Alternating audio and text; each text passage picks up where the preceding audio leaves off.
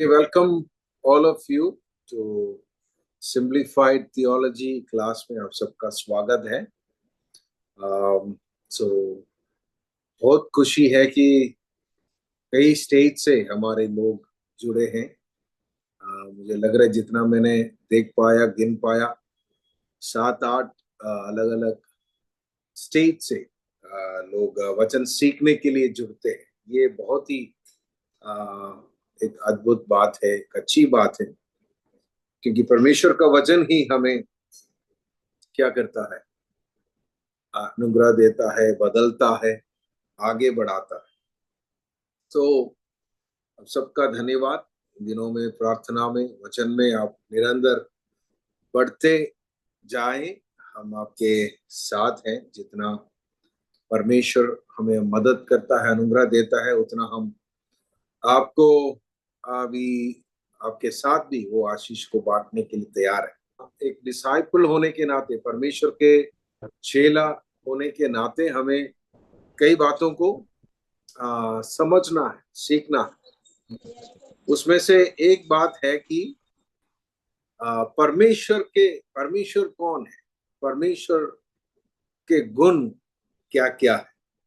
तो परमेश्वर के अंदर कई गुण हैं, और हमने पिछले क्लास में देखा था कि कुछ गुण ऐसे हैं कि आ, वो हमारे साथ साझा कर सकते हैं, शेयर कर सकते हैं। लेकिन परमेश्वर के कुछ ऐसे भी गुण हैं जो वो किसी के साथ शेयर नहीं कर सकते। असंप्रेषणीय और संप्रेषणीय गुण, हमने ये तो हिंदी शब्द है, लेकिन इसका मतलब हम संप्रेषण कर सकते हैं, ट्रांसफर कर सकते हैं, साझा कर सकते हैं। लेकिन कुछ ऐसे गुण है जो परमेश्वर किसी के साथ क्या नहीं कर सकते हैं, शेयर नहीं कर सकते। उसमें से पहला गुण के बारे में हमने थोड़ा सा देखा है, वो है परमेश्वर की संप्रभुता, गॉड्स सॉवरेनिटी। परमेश्वर की संप्रभुता मतलब परमेश्वर सबके ऊपर प्रभु है, सारे सृष्टि के ऊपर, सारे शक्ति के ऊपर, सबके ऊपर परमेश्वर प्रभु है। He is Lord. उसकी प्रभुता सब जगह में। हम सब, सारी सृष्टि उसके अधीन है। सारे स्वर्गदूत, हाँ, यहाँ तक कि शैतान भी उसके अधीन।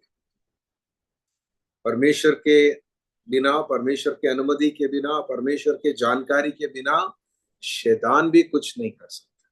सो ही इज सॉवरेन।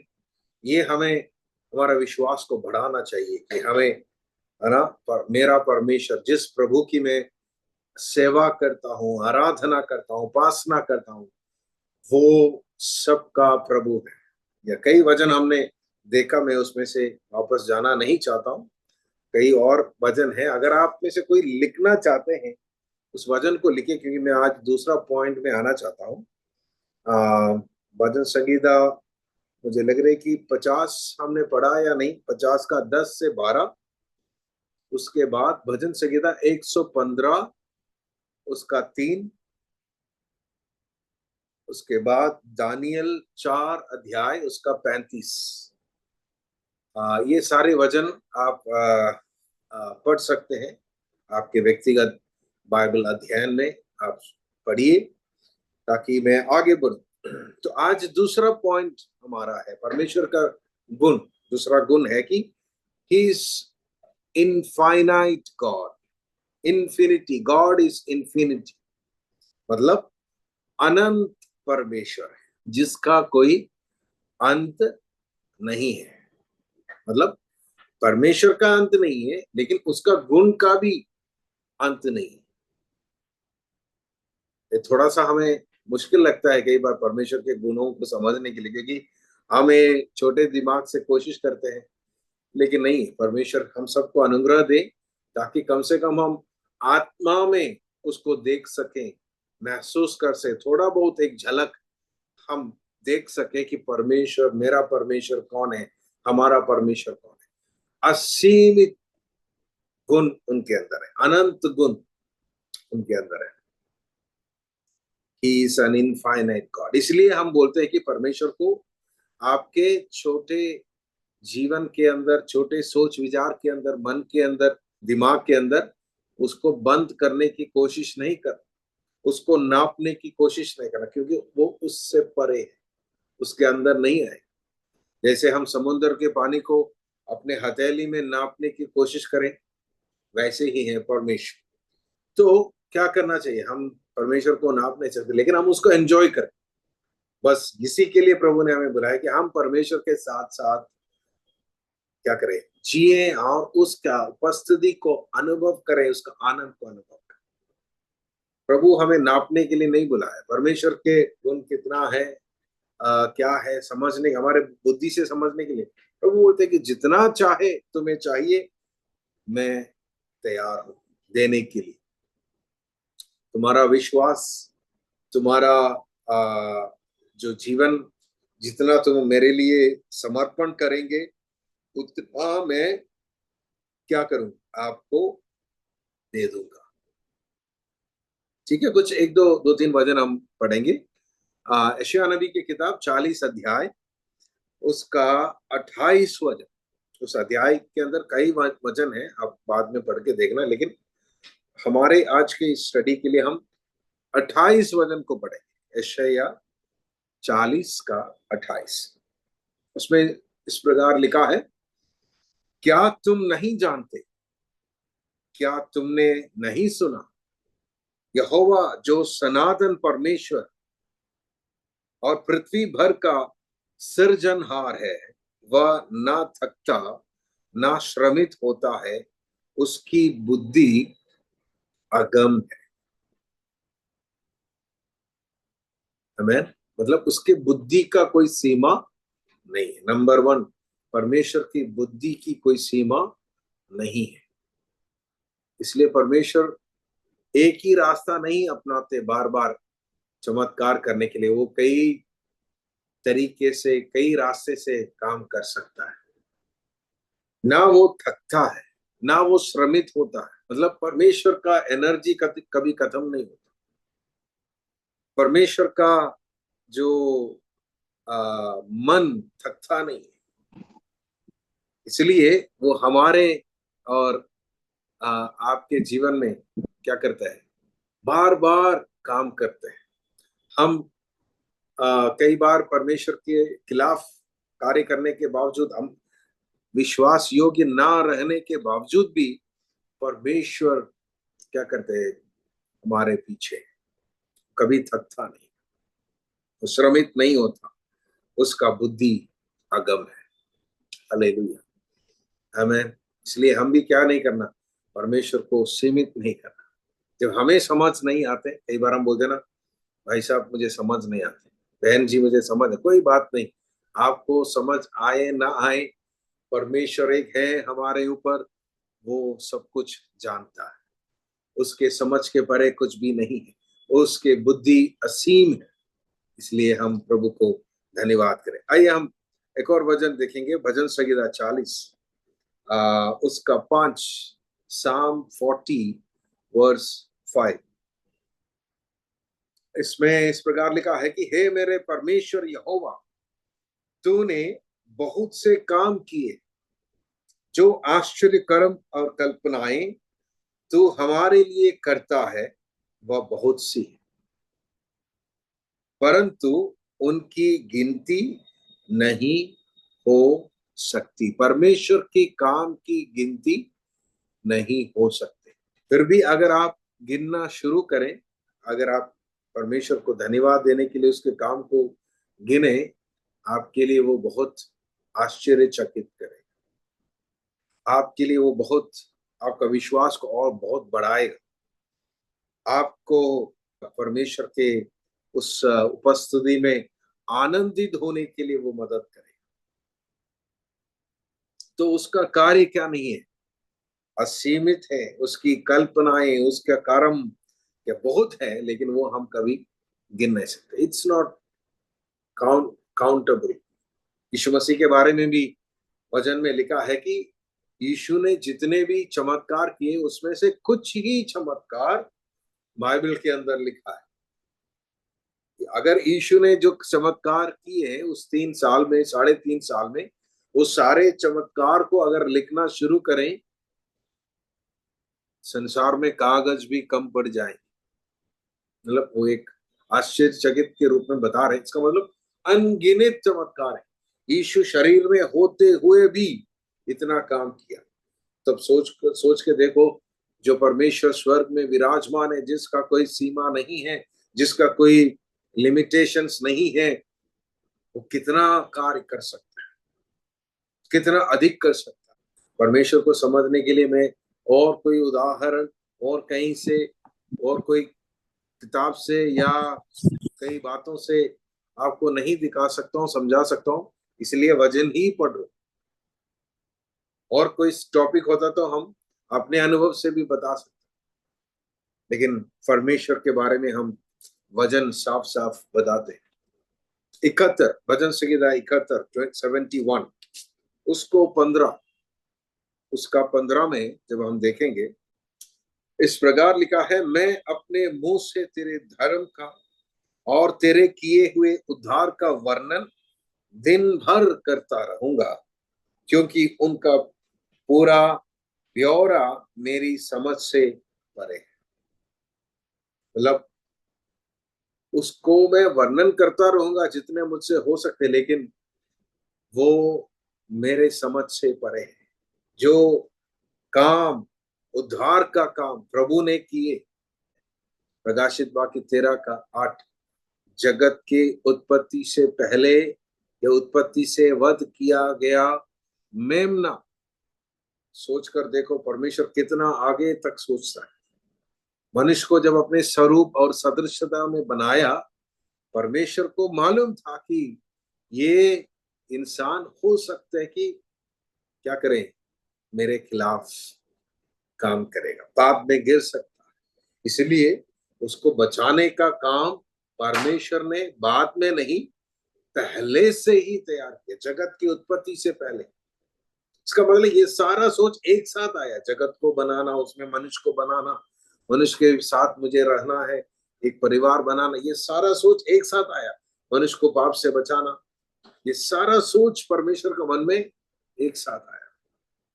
जगत की उत्पत्ति से पहले परमेश्वर ने ये योजना बनाया। मतलब हमारे उद्धार के लिए परमेश्वर ने जो काम किए वो असीम। और कैसा काम किया, वो क्रूस में, हम सोचते हैं कि वो क्रूस में आके मरने से, कई बार हमें लगता है कि बस यीशु मसीह मरा, लेकिन उसके पीछे भी कई कहानियां। मतलब क्रूस हम सिर्फ दिखते हैं, लेकिन क्रूस के पीछे कई घटना हुई। उस 2-3 दिन में स्वर्ग की कचेरी में कई बातचीत हुई। हाँ, शैतान को निरुत्तर कर दिया गया, उसके सारे हथियार को छीन लिया गया। ये सब पीछे की कहानी। और परमेश्वर ने हमसे कहा कि अब शैतान के पास कोई हथियार नहीं है, मैंने उसके सारे हथियार को छीन लिया है, तुम्हें उद्धार दिया है, तुम मुझ में बेफिक्र होके रह सकते। दूसरा एक वचन हम सब जानते हैं कि हमें समझने में थोड़ा मुश्किल है, मसीह में हमें परमेश्वर ने चुन लिया, है ना। मसीह में परमेश्वर ने हमें चुन लिया, तभी तो यीशु मसीह जब क्रूस में चढ़ा, हमारा भी उद्धार का काम, वो क्रूस के मृत्यु हमारे लिए काम आया। मसीह में हम नहीं होते, मसीह में हमें नहीं चुना, तो हमारे लिए वो क्रूस क्या नहीं है, फायदेमंद नहीं है। लेकिन परमेश्वर ने हमें चुना। तो परमेश्वर का काम, बुद्धि हमारे सोच समझ से परे। अगर आप सीखना चाहते हैं, परमेश्वर आपको सिखाएंगे, लेकिन हमें विश्वास योग्य रहना पड़ेगा, नम्र रहना पड़ेगा, छोटे से शुरू करना पड़ेगा, नीचे से शुरू करना पड़ेगा। प्रभु आपको धीरे धीरे सारी बातों को, अगर हमें समझ आए नहीं आए कोई बात नहीं, परमेश्वर का उद्धार का कार्य के लिए धन्यवाद करें और दिन प्रतिदिन उसमें हम जिए। आगे बढ़ते हैं। भजन संहिता 103 उसका 11 और 12। Psalm 103, 11 and 2, जैसे आकाश पृथ्वी के ऊपर ऊंचा है, वैसे ही उसकी करुणा उसकी डरवियों के ऊपर प्रबल है। उदाचल अस्ताचल से जितनी दूर है हमारे, उसने हमारे अपराधों को हमसे उतनी ही दूर किया है। जैसे आकाश पृथ्वी से ऊंचा है, वैसे ही परमेश्वर की करुणा क्या है, हम उसके डरवियों के ऊपर प्रबल है। तो परमेश्वर की करुणा को नापने के लिए यहाँ पर दाऊद कोशिश कर रहा है कि जैसे आसमान और पृथ्वी जितना उसके बीच में जो गैप है, जो डिस्टेंस है, इतना बड़ा है परमेश्वर की करुणा। परमेश्वर ने हमारे पापों को ऐसे हटा दिया हमसे कि वो कभी याद भी नहीं करता। तो परमेश्वर की दया, उसकी क्षमा क्या है, असीम। वो बार बार हमें क्या कर सकते हैं, क्षमा कर सकता है। लेकिन ये समझकर हम क्या नहीं करना, बार बार गलती नहीं करना, पाप नहीं करना, वो हमारे लिए अच्छा नहीं है। इसलिए हम उसको जब जितना जानते हैं, उतना ज्यादा हम उसको प्यार करके हमें नम्र रहना है और बोलना, प्रभु कभी मैं आपको दोबारा दुख पहुंचाने वाले ना बनूं। ठीक है, ऐसे कई गुण है, मैं उसको पढ़ना नहीं चाहता मैं, लेकिन बोलूंगा। दो भजन आप लिख सकते हैं। 147 का 5 भजन संगीता और 89 का 2, ये भजन आप बाद में पढ़ सकते हैं। अब इसके अंदर, इन्फिनिटी के अंदर, परमेश्वर अनंत है, उसके अंदर दो तीन पॉइंट और मैं आपको साथ जोड़ के बताना चाहता हूं। वो है, परमेश्वर का कोई आकार नहीं है, निराकार है। उसका कोई आकार नहीं है। इंग्लिश में इज इनकॉर्पोरियल, निराकार है, उसकी निराकारता, उसका कोई आकार नहीं है। इसलिए परमेश्वर ने खुद बोला है कि क्या नहीं करना, मेरा तस्वीर नहीं बनाना, मेरा कोई रूप नहीं बनाना, बिकॉज कोई परमेश्वर का आकार नहीं है। इसलिए वो अदृश्य भी है, इनविजिबल है। God is invisible. व्यवस्था विवरण 4 अध्याय उसका 12 आयत। व्यवस्था विवरण ड्यूट्रोनॉमी 4 उसका 12, उसमें इस प्रकार लिखा है, तब यहोवा ने उस आग के बीच में से तुमसे बातें की, बातों का शब्द तो तुमको सुनाई पड़ा, परंतु कोई रूप ना दिखा। केवल शब्द ही शब्द सुनाई पड़ा। परमेश्वर ने क्या किया, आग के बीच में से उनसे बातें की, आवाज तो सुनाई दिया, लेकिन कोई रूप दिखाई नहीं पड़ा। सो इज इनविजिबल गॉड, क्योंकि उसका कोई आकार नहीं है। पहला तीमुथियुस के पत्री में जब हम आएंगे, पौलुस भी इस बात को बता रहे हैं। पहला तीमुथियुस 6 अध्याय उसका 15 और 16 वचन, उसमें इस प्रकार लिखा है, जिसे वह ठीक समय पर दिखाएगा, जो परम धन्य और एकमात्र अधिपति और राजाओं का राजा और प्रभुओं का प्रभु है, और अमरता केवल उसी की है, और वह अगम्य ज्योति में रहता, और ना उसे किसी मनुष्य ने देखा और ना कभी देख सकता। उसकी प्रतिष्ठा और राज्य युगान युग रहेगा, आमीन। कई लोग बोलेंगे कि परमेश्वर को नहीं देखा और लिखा है, लेकिन मूसा ने तो देखा। बोले वो तो परमेश्वर को असली रूप में नहीं देखा उसने। परमेश्वर ने उनको थोड़ा बहुत एक झलक दिखाया, वो अलग बात है, क्योंकि मूसा की इच्छा थी कि वो परमेश्वर को देखना चाह रहा था। तो परमेश्वर ने उसको पहले एक सुरक्षित सुरक्षित जगह में रखा, एक दो क्या बोलते पहाड़ के बीच में रखा। फिर परमेश्वर चला गया और उसके पीठ को दिखाया। इसलिए परमेश्वर या वचन में लिखा है, ना कोई मनुष्य ने देखा, ना वो देख सके मनुष्य। लेकिन हम जब स्वर्ग जाएंगे परमेश्वर को देखेंगे, वो अलग बात है। लेकिन इस शरीर में, इस धरती में कोई भी इंसान उसको असली रूप देख नहीं सकते। जिसको देखना था परमेश्वर ने प्रकट किया, अपने बेटे को भेजा, वही था जो परमेश्वर अपना आप को हमें प्रकट करके दिखाने का उसका तरीका। So God is incorporeal and invisible, निराकार है, अदृश्य है। दूसरा, उस इन्फिनिटी के अंदर है, B, point number B, immense है। इस इमेंसिटी मतलब उसकी असीमता, उसकी बहुतायत के अनुभव। यीशु मसीह ने कहा, मैं इसलिए आया हूं तुम्हें जीवन देने और बहुतायत का जीवन देने। परमेश्वर जो भी देता है उसका कोई सीमा नहीं है। लेकिन हम कई बार, हाँ बस मिल गया, धन्यवाद प्रभु। परमेश्वर बोला लेते रहो, धन्यवाद बोलकर तुम बंद मत करो।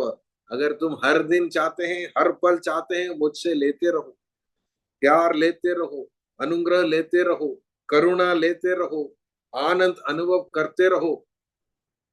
जब हम बोलेंगे धन्यवाद, बस मैं खुश हूं, धन्यवाद आज के लिए आपने दे दिया बस, तो वो हम अनुभव करना बंद करेगा। धन्यवाद देना चाहिए, लेकिन हम बस नहीं बोलना।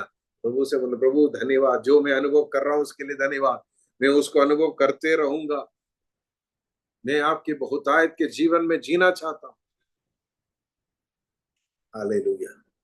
परमेश्वर हमें हमारे मन को खोलने पाए, हमारे मन की आंखों को खोलने पाए, ताकि हम जब इन बातों को जानने के बाद जब परमेश्वर से बात करेंगे, परमेश्वर से सुनेगा, एक अलग नजरिए से हमें परमेश्वर से बात कर सकता है, बिना कोई सीमा से। हमारा शब्द, हमारा ग्रामर सब बदलने पाए। यशायाह नबी की किताब 66 अध्याय उसका पहला आयत, आयशया 66 का 1, यहोवा यूं कहता है, आकाश मेरा सिंहासन और पृथ्वी मेरी चरणों की चौकी है। तुम मेरे लिए कैसा भवन बनाओगे और मेरे विश्राम का कौन सा स्थान होगा। मतलब इंसान को बता रहे कि देखो, तुम मेरे लिए भवन बनाना चाहते हो, अच्छी बात है, लेकिन तुम मुझे अभी तक देखा नहीं है, इसीलिए, क्योंकि आकाश मेरा सिंहासन और ये पृथ्वी मेरी चरणों की चौकी है। मतलब वो, इसका मतलब ये नहीं कि क्या बोलते परमेश्वर उतना में सीमित है, नहीं है। वो एक कहने का एक तरीका है, क्योंकि हम उतना ही समझ सकते हैं। अगर मैं बोलूं परमेश्वर असीमित है, तो फिर भी हम सोचते रहेगा असीमित का मतलब क्या है भाई, असीमित। लेकिन जब ये वजन पड़ेगा, थोड़ा बहुत समझ, हाँ ठीक है भाई, मतलब परमेश्वर आकाश में बैठा है, उसका पैर धरती तक है, इसका मतलब वो नहीं है इतना लंबा पैर वाला, नहीं, इसका मतलब वो इतना बड़ा है कि आप उसके लिए कुछ भी नहीं कर सकते। आप कहीं भी जाओ, परमेश्वर की उपस्थिति आपके साथ है। हमें समुद्र के तट पर भी जाओ, वो वहां है। अधोलोक में चले जाओ, वो वहां है। आकाश में चढ़ो, वो वहां है। आकाश गंगा को पार करके तुम वहीं चले जाओ, उसकी उपस्थिति वहां है।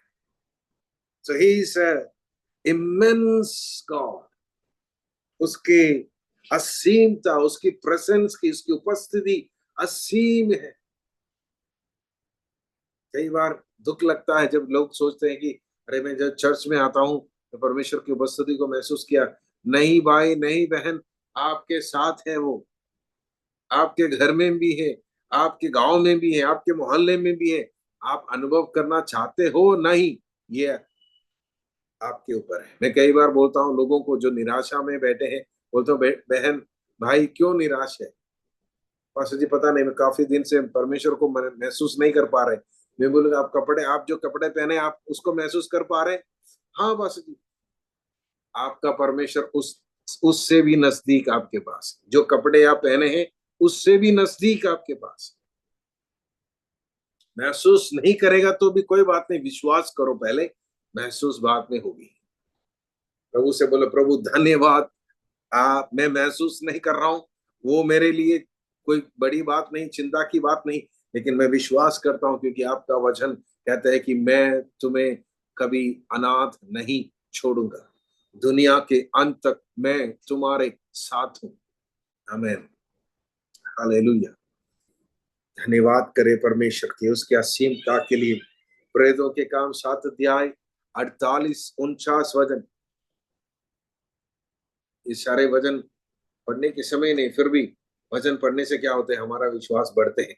प्रेरितों के काम 7 अध्याय 48 और 49 इस प्रकार लिखा है, परंतु परम प्रधान हाथ के बनाए घरों में नहीं रहता, जैसा कि भविष्यवक्ता ने कहा।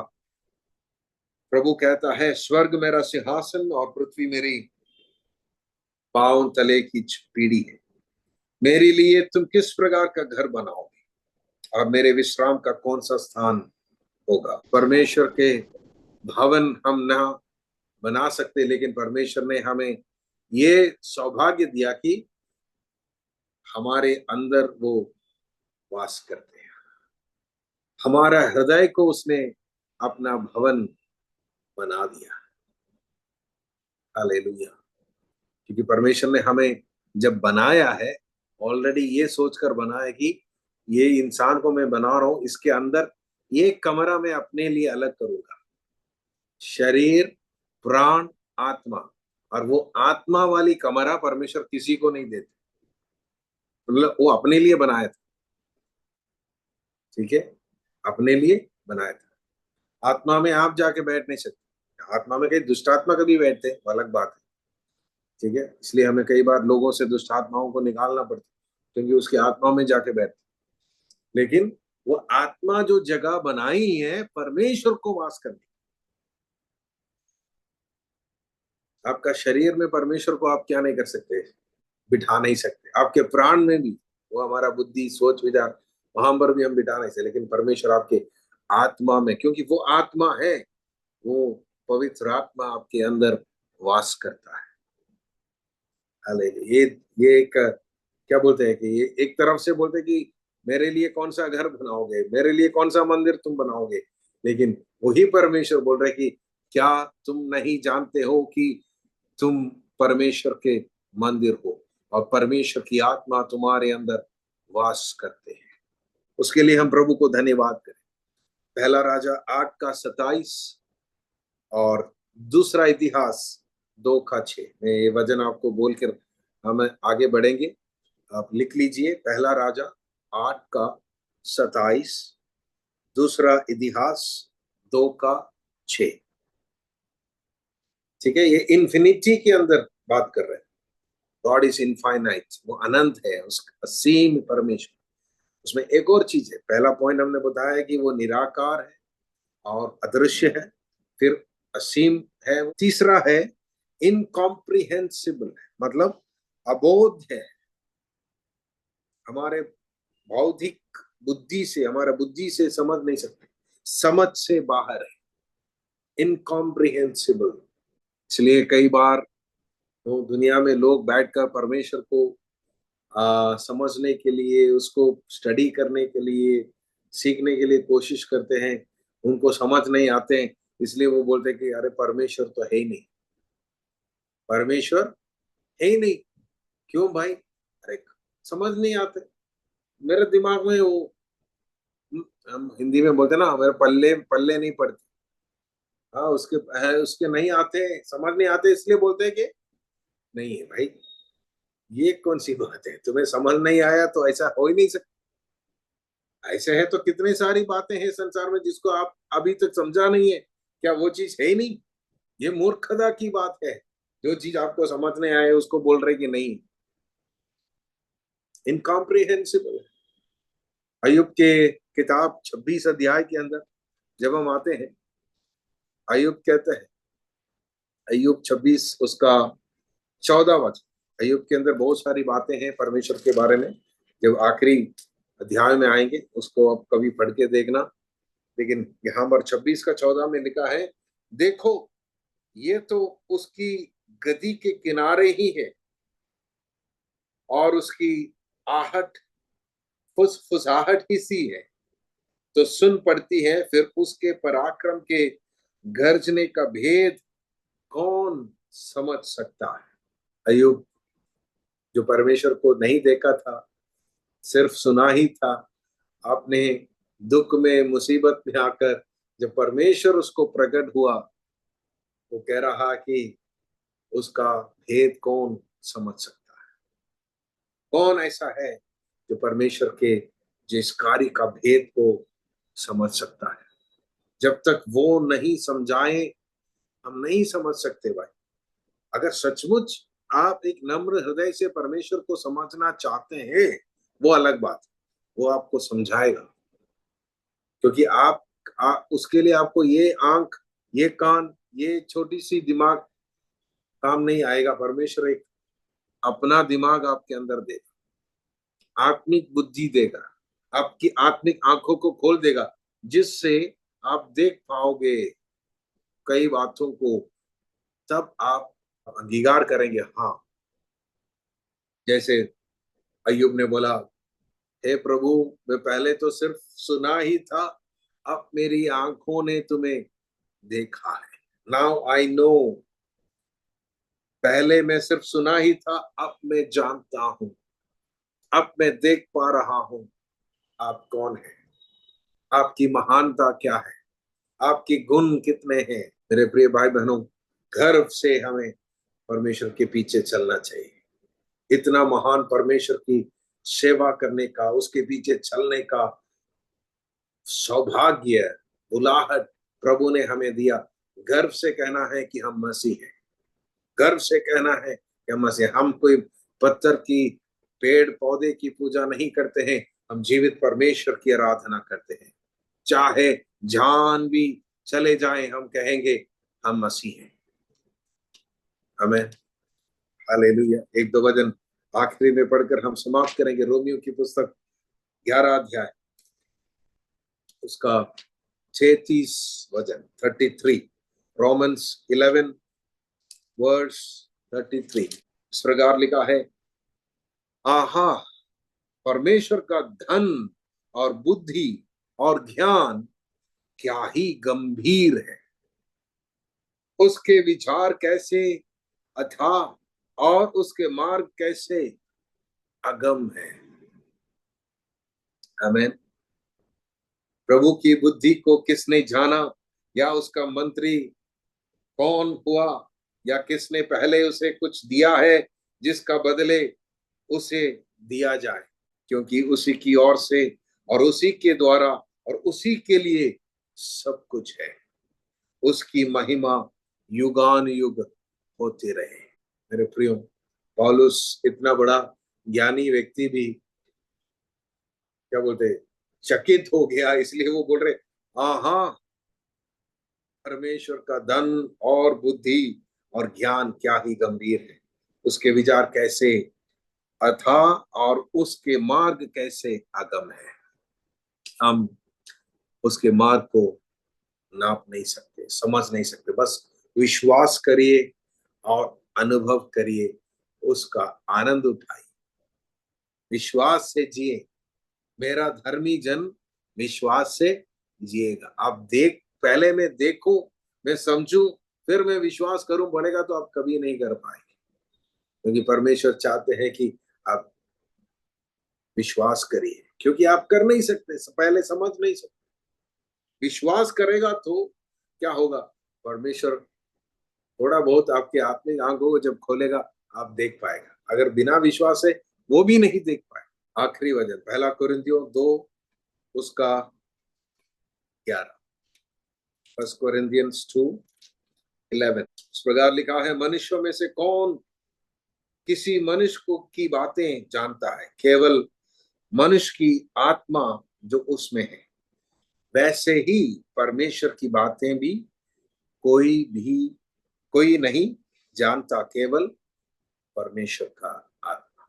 यहाँ पर ये वचन इसलिए मैं पढ़ा, क्योंकि परमेश्वर की बातों को समझने के लिए हमें एक परमेश्वर की आत्मा की जरूरत है।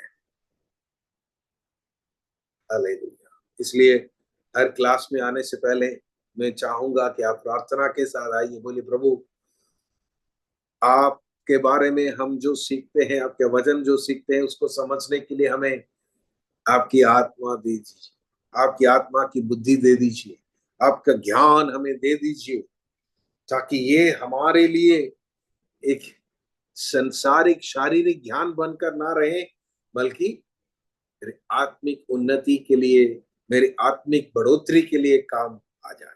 आज की शाम जो हमने देखा, गॉड इज इन्फिनिट, इनफाइनाइट, उसकी इन्फिनिटी, वो इसके निराकार, वो अदृश्य है, वो असीम है, और वो समझ से बाहर है। हम क्या दे सकते हैं, हम उसको क्या बोल सकते हैं? कई बार है ना, हम एक गीत गाने के बाद, एक प्रार्थना करने के बाद हमें लगता है कि अरे आज तो मैंने बहुत बढ़िया प्रार्थना किया, प्रभु दया निधि है, दयालु है, इसलिए वो कुछ कहते नहीं, वो मुस्कुराते हैं, कोई बात नहीं, मेरा बेटे को उतना ही समझ है, इसलिए उसने सोचा कि मैंने बहुत प्रार्थना किया।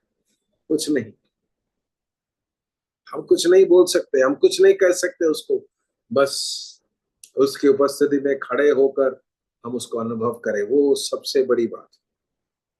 प्रार्थना मैं कई बार बोल चुका हूँ कई लोगों को इन दिनों में, जब भी प्रार्थना का बारे में मैं सिखाता हूँ, प्रार्थना ये जो नर्सरी वाली प्रार्थना है, जहां पर हम ज्यादा बोलते हैं, नर्सरी क्लास में जब जाओगे आपको कुछ सुनाई देगा नहीं, क्योंकि बच्चे बोलते रहते हैं, टीचर बड़ा मुश्किल से बोले बच्चे शांत हो जाओ, चुप हो जाओ, शांत हो जाओ। टीचर कुछ पढ़ाना आए, पढ़ाने के लिए आए, लेकिन बच्चे तो खाना पीना सुसु पोटी ये सब बारी बात बोल रहे, और आपस में बात कर रहे, लड़ाई कर रहे, चिल्ला रहे, बहुत मुश्किल से कुछ पढ़ा सकते हैं टीचर।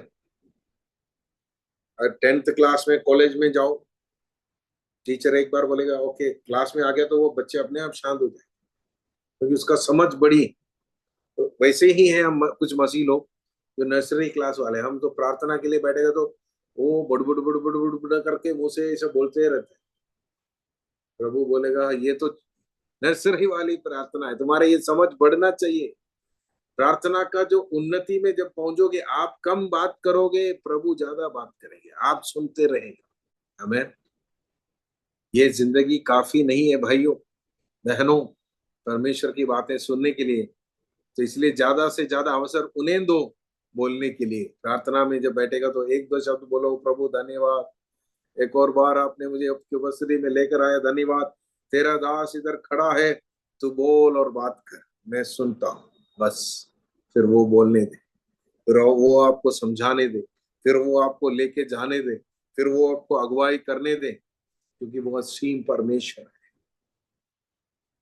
हम ज्योति में रहने वाला, उसका बुद्धि अगम है, हम कुछ नहीं, फिर भी उसने हमें अपना संतान बनाया, वो उसकी बड़ी करुणा है, ये हमारी सौभाग्य है। हम नम्र होकर प्रभु से कहें, प्रभु धन्यवाद आपकी करुणा के लिए, ये सौभाग्य के लिए हम धन्यवाद करते हैं। आपको थोड़ा बहुत जानने का अवसर आपने दिया, बुद्धि दिया, समझ दिया, धन्यवाद प्रभु, मेरे बुद्धि को और खोल दे प्रभु। प्रार्थना करें, धन्यवाद परमेश्वर, आपके उस महानता के बारे में थोड़ा सा समझने के लिए, सीखने के लिए आपने मदद किया प्रभु।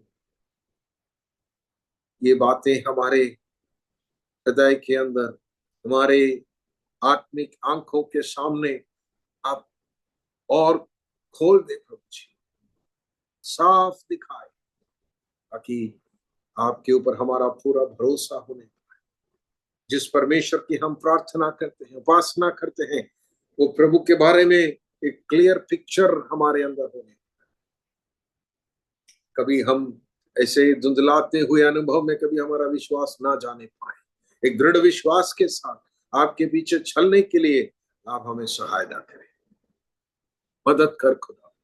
धन्यवाद सारे आपके बेटे बेटियों के लिए, दास दासियों के लिए, सबको आप आशीष करें। आपकी उपस्थिति के लिए धन्यवाद। आप हमसे बातें की, धन्यवाद। यीशु मसीह के नाम से, आमीन।